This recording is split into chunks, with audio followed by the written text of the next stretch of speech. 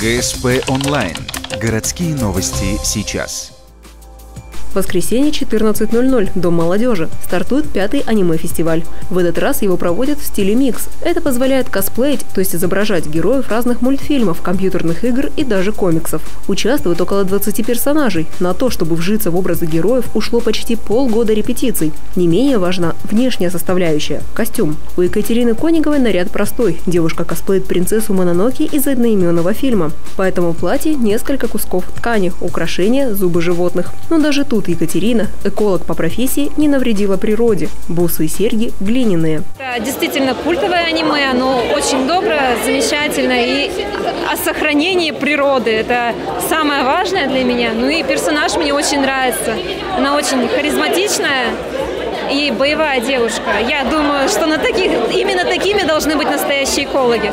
Во время антракта можно не только отдохнуть, но и сфотографироваться с ожившими персонажами. В общей сложности фестиваль идет около 3 часов.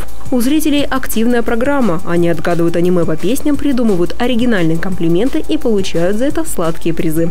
Между конкурсами просмотр дефиле. Это не просто проход по сцене, это небольшая зарисовка от имени персонажей. Это можно делать в одиночку, парами или хазбэнд. Хазбэнд это берется из одного какого-то там фэндома, аниме, игры, какой-то объединенные персонажи, которые мы косплеим. Вот.